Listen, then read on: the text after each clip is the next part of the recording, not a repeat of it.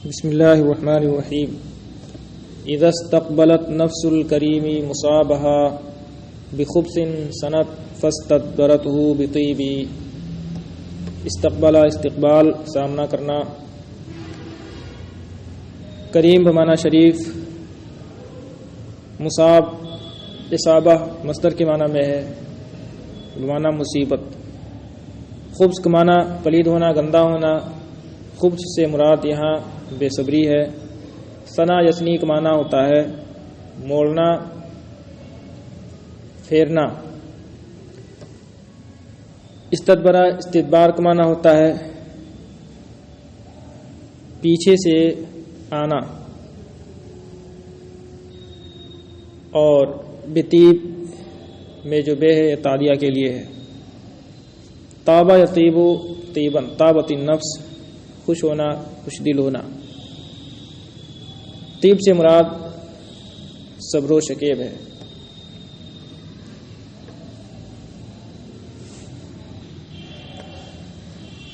جب شریف آدمی کا نفس اپنی مصیبت کا سامنا بے صبری کے ساتھ کرتا ہے تو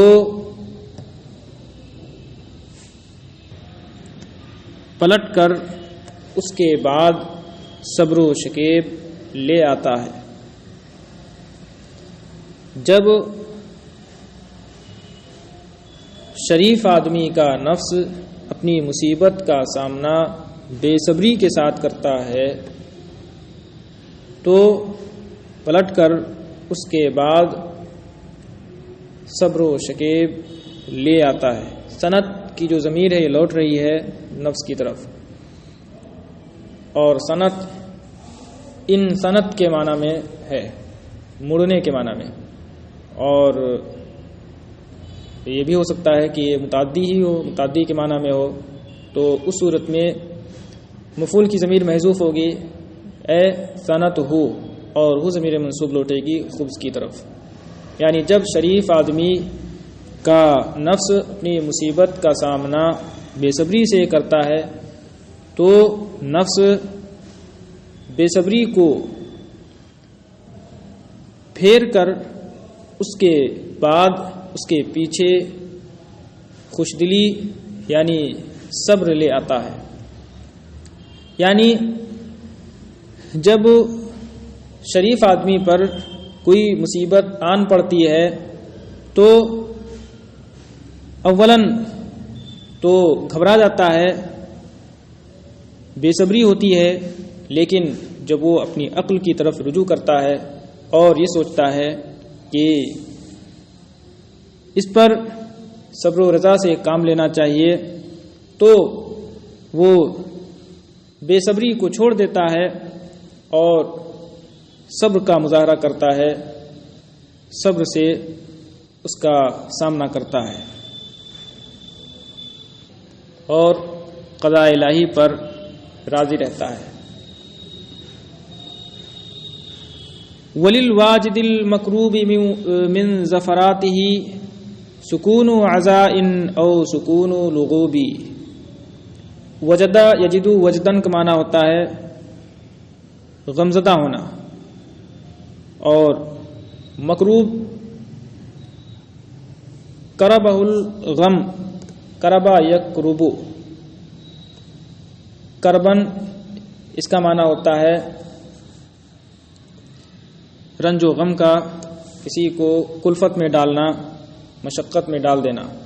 مکروب معنی مغموم، مصیبت زدہ.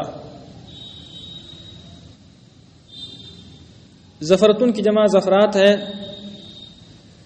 زفرہ کا معنی ہوتا ہے لمبی لمبی سانس لینا. عزا کا معنی ہوتا ہے صبر. عزیہ عزا، عزان کا معنی صبر کرنا. لغوب لغبا یلغبو، لغوبن اس کا معنی ہوتا ہے عاجز و درماندہ ہونا، تھک کر چور ہو جانا، بہت زیادہ تھک جانا.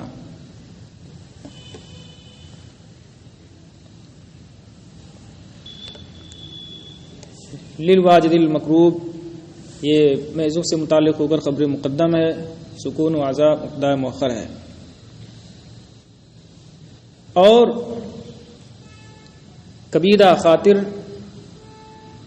مغموم کے لیے اس کی آہ و فغاں سے سکون حاصل ہوتا ہے،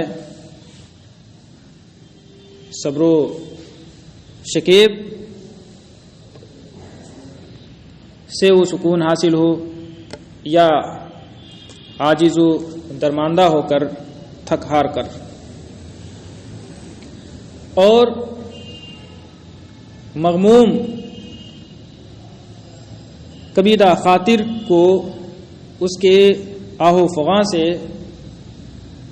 سکون حاصل ہو جاتا ہے، یا تو صبر و شکیب سے سکون حاصل ہو یا تھک ہار کر کے. یعنی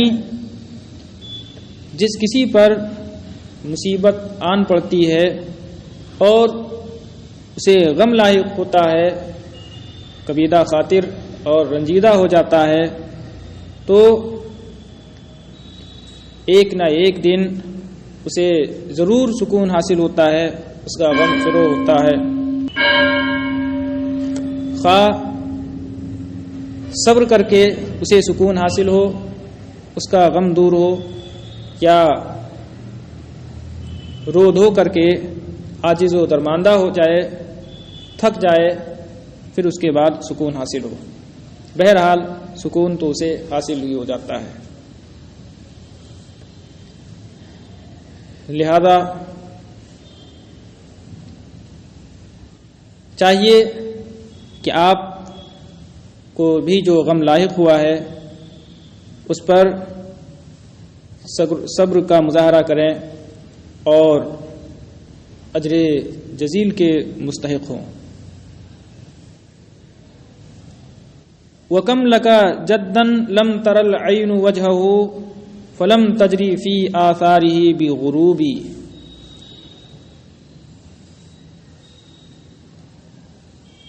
جرا یجری بہنا، جاری ہونا، اور بغروب میں جو بے ہے یہ تعدیہ کے لیے ہے. تو اب لم تجری کے معنی میں ہو جائے گا، بہانے کے معنی میں ہوگا.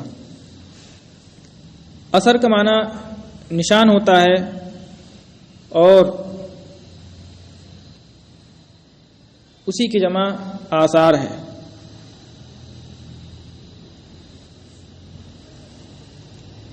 اثر، نشان، پیچھے، بعد بھی اس کا معنی ہوتا ہے. فی اثر ہی بمانا اس کے پیچھے، اس کے بعد. غروب غرب کی جمع ہے. غرب کا معنی پچھم بھی ہوتا ہے، اور غرب کا معنی آنسو. غرب کا معنی بڑا ڈول جسے بیل کے چمڑے سے بنایا گیا ہو.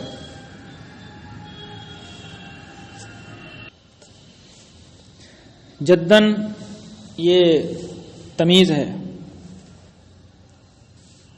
کم خبریہ ہے.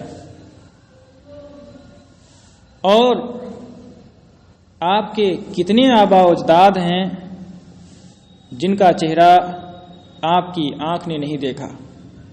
العین میں الف لام مضافلے کی عوض میں ہے لم ترا عینو کا. اور آپ کے کتنے آبا و اجداد ہیں جن کا چہرہ آپ کی آنکھ نے نہیں دیکھا، تو ان کے بعد آپ کی آنکھ نے آنسو نہ بہائے. یعنی بہت سے آبا و اجداد جن کا چہرہ آپ نے نہیں دیکھا اور وہ دنیا میں تھے، پھر وفات پا گئے، دنیا سے کوچ کر گئے، اور آپ نے ان کے پیچھے، ان کے موت کے بعد، ان کی موت پر، ان کے وفات پر ان کے پیچھے آپ نے آنسو نہیں بہایا. تو ایسے ہی آپ کا محبوب غلام یماک جو فوت ہوا ہے، جسے موت آئی ہے تو انہی کے بارے میں سوچ کر کے، اپنے آباء و اجداد کے بارے میں سوچ کر کے اس پر بھی آپ کی آنکھ کو چاہیے کہ آنسو نہ بہائے، آپ غمگین نہ ہوں، کبیدہ خاطر نہ ہوں۔ جیسے اپنے آباء و اجداد کی وفات پر جن کا چہرہ بھی آپ نے نہیں دیکھا اور آپ نے آنسو نہیں بہایا۔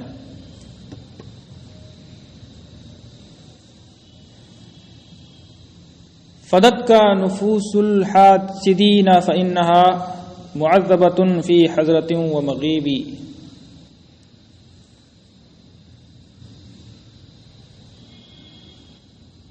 مغیب، غابہ یغیب سے مغیب مصدر میمی ہے، غیر حاضر ہونا، غائب ہونا۔ حاسدوں کی جانیں آپ پر قربان ہو جائیں، اس لیے کہ وہ آپ کے پاس آپ کے پاس حاضر ہونے اور حاضر نہ ہونے دونوں صورتوں میں عذاب میں ہیں۔ حاسدوں کی جانیں آپ پر قربان ہو جائیں اس لیے کہ وہ آپ کی بارگاہ میں حاضر ہونے اور حاضر نہ ہونے دونوں صورتوں میں عذاب میں مبتلا ہیں۔ یعنی آپ سے جلنے والے آپ کا بلند مقام و مرتبہ دیکھ کر، آپ کی عالمگیر شہرت دیکھ کر آپ سے جلنے والے، حسد بغض رکھنے والے آپ پر قربان ہو جائیں، اس لیے کہ انہیں کسی صورت میں چین نہیں، خواہ آپ کے پاس موجود ہوں تو بھی انہیں چین و سکون نہیں ملتا، ان پر دہشت طاری رہتی ہے، اور آپ کی بارگاہ میں نہیں ہوتے ہیں تو بھی انہیں چین و سکون نہیں ملتا، وہ قلبی کوفت اور دلی اذیت میں مبتلا رہتے ہیں۔ لہذا بہتر یہی ہے کہ حاسدین جو آپ کے ہیں وہ آپ پر قربان ہو جائیں۔ وفی تعب من يحسد الشمس نورها ويجهد ان ياتي لها بغریب۔ تعبہ یا تعبک معنی تھکنا، مشقت میں پڑنا، تعب کا معنی تھکان، مشقت، حسد یا حسدو جلنا، حسد کرنا، چاہدہ یا جہدو کوشش کرنا، ضریب کا معنی نظیر، مثل، جمع اضراب، جیسے شریف کی جمع اشراف۔ فی تعبن خبر مقدم ہے، من مبتدا مؤخر ہے، اور نورہا الشمس سے بدل ہے، یجہدو کا عطف یا حسدو پر ہے۔ یاتی اسے منصوب تو ہے لیکن نصب نہیں پڑھیں گے ضرورت کی وجہ سے۔